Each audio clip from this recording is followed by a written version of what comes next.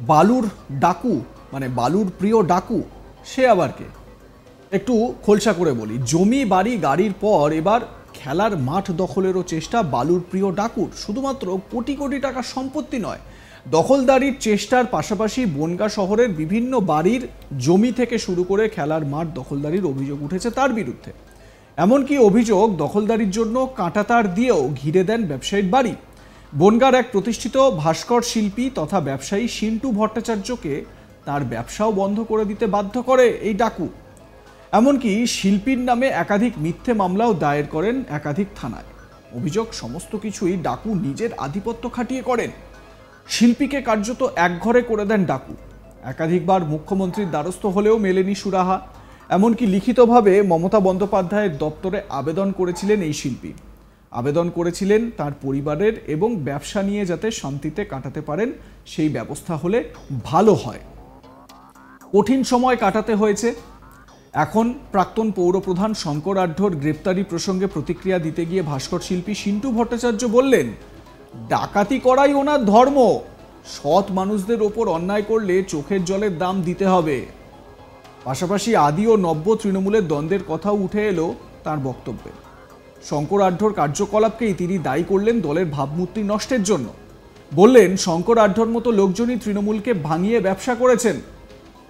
প্রসঙ্গত, শিল্পী সিন্টু ভট্টাচার্য নিজেও টিএমসি কর্মী, ইলেকশন এজেন্ট হিসেবেও কাজ করেছিলেন।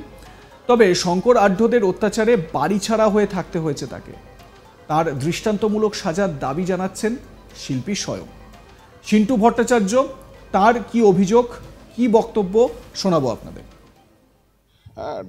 ডাকাতি করাটাই মূল ওনার ধর্ম। মানুষের উপরে কিভাবে ডাকাতি করতে হয়। আমার এই যে ওনার মেয়ে তৃণমূল কংগ্রেসের, বউ হচ্ছে তৃণমূল কংগ্রেসের ক্যান্ডিডেট, ভাই আর মেয়ে হচ্ছে কংগ্রেসের ক্যান্ডিডেট। আমি তৃণমূল কংগ্রেসের ইলেকশন এজেন্ট ছিলাম প্রীতিকণা মণ্ডলের। তার ফল এই যে আমার কারখানার সামনে দিয়ে ঘিরে দিয়েছে, আমার ব্যবসা যাতে বন্ধ হয় তার ব্যবস্থা করেছে।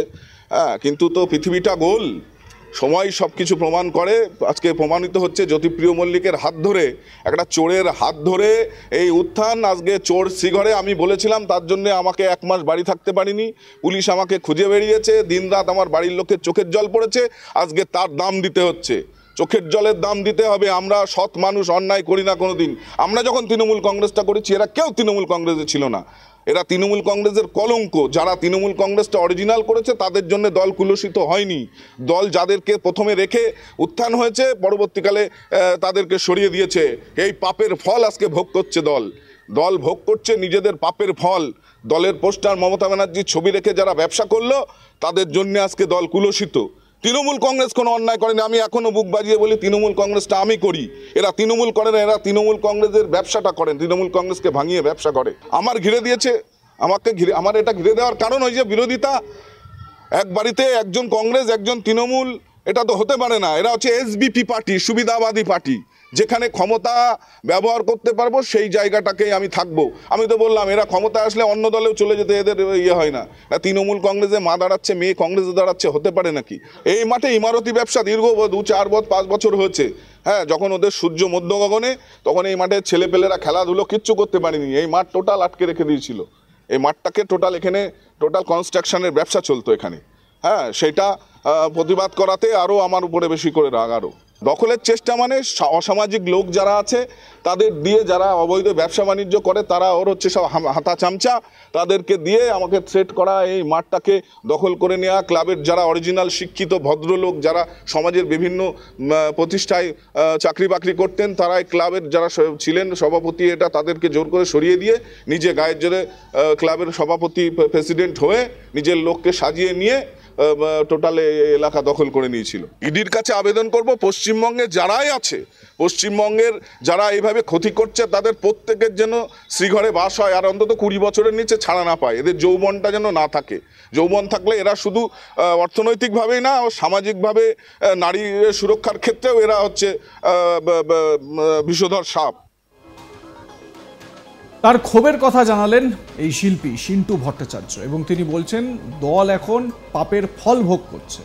তার মানে শঙ্কর আঢ্য তিনি কি করেছেন এলাকায়, তার একটা আভাস কিন্তু পাওয়া যাচ্ছে এই ব্যক্তির কথা থেকে। তবে শুধুমাত্র এই ব্যক্তিই নয়, শঙ্কর আঢ্যর বিরুদ্ধে অভিযোগ আরও অনেক রয়েছে।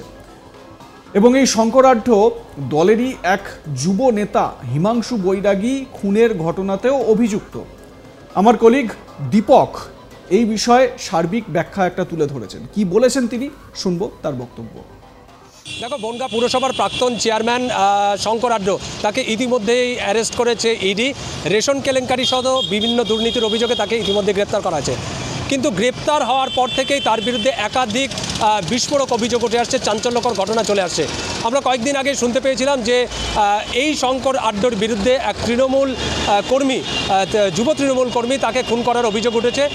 আরেকটি মারাত্মক অভিযোগ উঠেছে যে খেলার মাঠ দখল করে তিনি তার ব্যবসা রীতিমতো ফুলে ফেপে তুলেছেন। আমরা যেটা খবর পেয়েছি যে বনগাঁয় একটি খেলার মাঠ তিনি জবরদখল করে সেখানে তার ইমারতি ব্যবসা চালিয়েছেন এবং এই অনৈতিক কাজের যখন বিরোধিতা করা হয়, স্থানীয় এক বাসিন্দা সিন্টু ভট্টাচার্য তিনি যখন এর বিরোধিতা করেন তখন তাকে রীতিমতো হুমকি দেওয়া হয়, প্রাণে মেরে ফেলার হুমকি দেওয়া হয়। শুধু তাই নয়, তার যে শিল্পী, তিনি একজন নামকরা শিল্পী, ভাস্কর্য শিল্পী, এবং তার যে শিল্প, সেই শিল্পকর্মকে ব্যাঘাত ঘটানো হয়।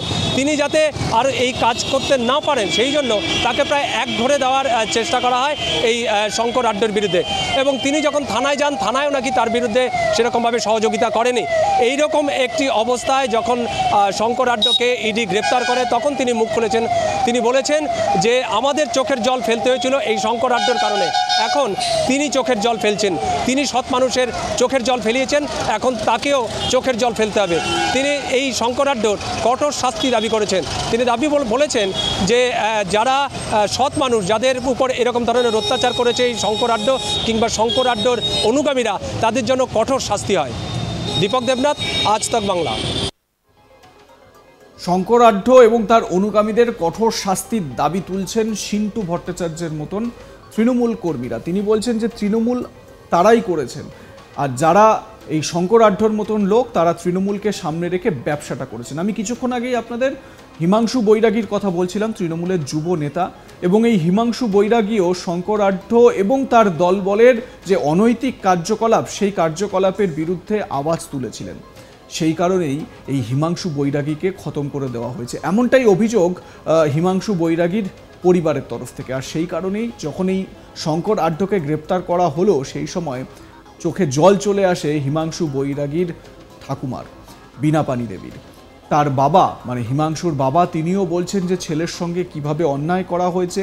তার গ্রেপ্তারি, হিমাংশু মৃত্যুর যে ন্যায়ের যে বদলা, বা যে এরকমভাবে অন্যায় করা হয়েছে তার বদলা যদি নেওয়া যায়, সেটা কিন্তু মানে উচিত বলেই তারা মনে করছেন। এবং শুধুমাত্র শঙ্করাঢ্যর বিরুদ্ধেই দুর্নীতিই নয়, আরও বেশ কিছু বিষয়ের অভিযোগ কিন্তু সামনে রয়েছে। তৃণমূল হয়ে তৃণমূলেরই লোকজনকে তিনি মেরেছেন, হত্যা করেছেন, এই রকম অভিযোগও কিন্তু শঙ্করাঢ্যর বিরুদ্ধে উঠেছে।